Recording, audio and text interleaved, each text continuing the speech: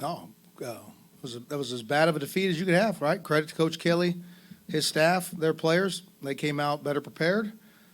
They played faster right from the jump, and they dominated that football game. So I've done a very poor job in my evaluation of where we're at as a football team, and we have to decide how we want to respond to this, right? Because obviously you got two ways you respond to a defeat like this, and we're either going to do the hard things and the necessary things in order to get better, or we're not, and losing like this becomes commonplace. So we have decisions to make, right? As coaches, as players, everyone in our program, we got decisions to make how we're going to respond to this.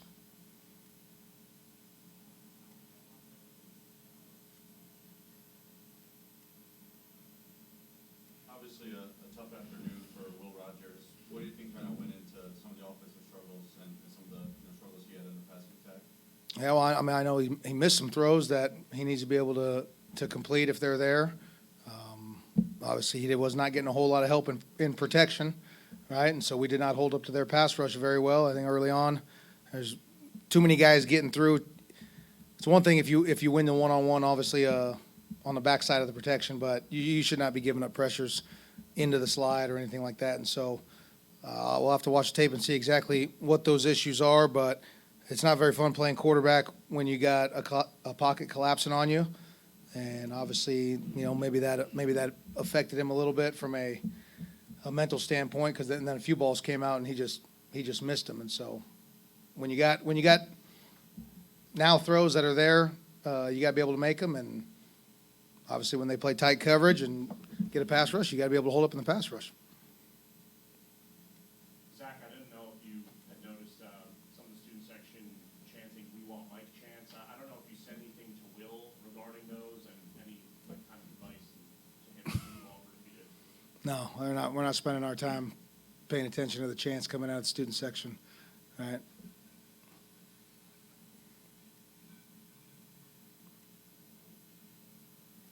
Which I know it takes a little time to take root with the new offensive system, but for much of the first half, you had single-digit yards. I mean, what do you kind of attribute that to? Very poor execution by us and very good execution by them. All right. I think opening play of the game, right? We throw a little quick game. It goes for a first down, and then the next play we have a shot play dialed up with max protection, and you get a pass rush leak through there, which should never happen in that. All right. So now your quarterback's got a guy in his face and throwing it away. And now you're behind the chains. Simply put, right? I mean, if you look at the conversion downs, right? Third down and fourth down. Okay, they were 9 of 16 on third down and 2 of 2 on fourth, so they were 11 of 18. All right, obviously we're not doing enough to get off the field. We were 3 of 13 on third down and 2 of 3 on fourth down, so really 5 of 16. That ain't good enough. It ain't good enough, right? If you can't convert third downs and keep drives going, you're not going to gain many yards, and you're not going to score many points. And so we've got to be a lot better getting them off the field and creating some momentum for us and making plays to get off the field, and we've got to make plays to keep drives going. You're going to have to be able to convert third downs. We saw Woody Marks not quite get as much carries as he's had the last couple of weeks. I think only 3 or 4 in that first half. Was that kind of a game plan thing, or was that just something, on the fly you had to adjust and start passing a little more? I don't have the exact halftime stats on me right now. I mean, obviously I know it was incredibly lopsided, but do you know how many plays we ran in the first half? Do you have that number off the top of your head? I bet you we didn't run a whole bunch of plays, right? And so, and if you're in second and long and third and long, not a lot of teams are running the football in those situations. And so, if you can't be efficient in early downs on mixed downs and stay ahead of the chains, it's hard to rush the football a whole lot. Coach, obviously LSU's got a lot of options in the receiving game. What was the plan coming in against Malik Neighbors, and where do you think things kind of went wrong in regards to that matchup? Yeah, I know. He caught 2 balls versus man coverage. I think one was a first and 10 after a conversion inside fade down in the red zone, and then the other one was versus man coverage on 4th and 6, right, where we pressured, and I mean, that's why when you recruit at a high level, it's a good matchup. We obviously had a poor plan, right? We obviously had a poor plan. So we'll have to go evaluate that and reevaluate what we called and why we called it win. But complete dominant victory by them. Credit to them and their staff and their players. Going off of that with the defensive stuff, you mentioned a lot coming into the week about how important getting pressure on Daniels was going to be. What did you just see from the defensive front, and maybe them not as often as you would have liked getting in the backfield and just creating havoc back there? Yeah, again, obviously, you have to make decisions, right? How risky are you willing to be, knowing that if you don't get home, he can find a scramble lane and get out. It happened several times in the second half, all right? And so then you rush a little safer, trying to collapse a pocket. Well, right, it's hard to – it's more difficult, right, to bull rush everybody and try to keep a guy in the pocket and get really good pass rush. And so, obviously, we had a very poor plan. You know, there's no way to put it. In this game, you evaluate the results. We did not get good results at all from the very jump. So, myself at the very top, we had a very poor plan. You mentioned, there's one or two ways the team can respond to this. I guess just how confident are you in your bunch that you guys can bounce back in the right way going into first road game of the year? Oh, we got a lot of good leaders on this team and veteran guys who have played a lot of football games. All right, the reality is as frustrating as this loss is and feels right now, it counts the same whether it was a 1-point game or, right? There's one loss on our record. Okay? Now, there's a lot of stuff on film, and that's what we talk about. There's a lot of stuff on film that every opponent from now on is looking at, studying, and looking to exploit. Right? It does not get easier from here. Right? Every week, you put more stuff on tape that your future opponents have to study and try to exploit. So, it ain't going to be an easy road, right? But our guys played a whole lot of football games, and they know that one game does not define a season. And so we're going to show back up to work, and we got a chance to go play in a heck of an environment next week versus a really good football team.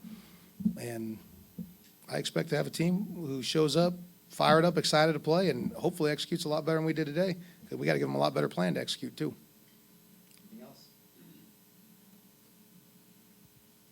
You guys obviously lost Sean Preston to targeting there in that second half, and that likely means he's going to be suspended for the first half against South Carolina. What effect does that have, like, on your defense? And do you have any thoughts on just like that, what the targeting rule is? No, I have no thoughts on it. I know there's now an appeal process, right? So you can you resend in the clip and they relook at it, and I believe they determined if it looked like there was malicious intent. I think it's just the reality of the way the game is officiated now. I mean, it's happening in every game, and so we'll send the clip in. They'll determine whether Sean had malicious intent in it, and they'll determine his fate for the first half. But if he's out, when it's next man up. I mean, that's how it goes. So that got Isaac Smith in there, which should be good for his development, right? It gets a freshman in there exposed to a very talented football team, so he feels the speed of the game and what it's like to have to play in this conference. And so for Isaac, that should be good for Isaac's development. And obviously, if we get Sean back, that brings more veteran presence in the middle of our secondary. But I mean, we'll let the officials and the conference office handle all that stuff. I have no opinion on the targeting rule, to be honest with you, because it gets officiated the same against the other team as it does against us. So it seems to me like it's a level playing field. You mentioned earlier about how LSU just executed better than you guys did today. Would you say the team kind of just came out flat today, or was it just like No, a matter of no. just a matter of execution? They just had better than you guys today. No, plenty of people look for opportunities to make excuses about, we got 11 a.m. kick. We have to look at what we did pregame to get them ready and all that. I'm not saying any of that. I'm saying, all right, we took the ball to start the game. We get a first down on the first play, and then I believe we go 3 and out from there on the next set of downs. We kick it to them, all right, and we do get them in some third downs on that drive, but we're unable to get off the field. Okay, so we have to look at our third down plan. Did we not execute the plan, or did we not have a good enough plan that gave them a chance versus what they were doing? All right, you gotta look at both those things. Okay, there were some penalties on that, right, that gave them some additional yards. I think they called a face mask on one of our D linemen. There might have been a PI on that drive. I don't think so. I think the face mask was the big additional. But then they get down. We do stop a 3rd and short at the goal line. All right, so it's fourth and 1. And then they jump off sides. So they really stop themselves. They kick the field. It's 3-0. And then we come out. We might go 3 and out. And then they proceed to have another touchdown drive. And I think it happened again. All right? So all of a sudden it's 17-0. Okay? That's horrible by us. Right? Horrible start by us coaches getting our team ready to play. All right? Obviously not a good enough job of either executing what we have called, or we're not calling the right things that are giving them a fair chance. Okay? Yeah. Last one, back. What do you, as the head coach, what do you kind of say to Will kind of after a game like that to kind of help him get back on track? Or are you just like, confident that he can kind of, wash away today and attack the next one? Tell Will the same thing I told everyone else. All right? We have a decision how we're going to respond to this. All right? And there's going to be plenty of outside noise. There's going to be plenty of outside noise, right? There's going to be plenty of critics. All right? We can either decide to listen to all that and let it be a distraction, and we're not going to get any better. Okay? And we can be pretty simple to tell you what the results will be from that, choosing that course of action. Or we can not listen to all that BS, and we can go to work, and we can study the film, and we can be critical of ourselves, a lot more critical of ourselves than any outside noise, and we can go back to work. And then we give ourselves a chance to get better and compete. So I hope we choose that course of action. All right. All right, thank you.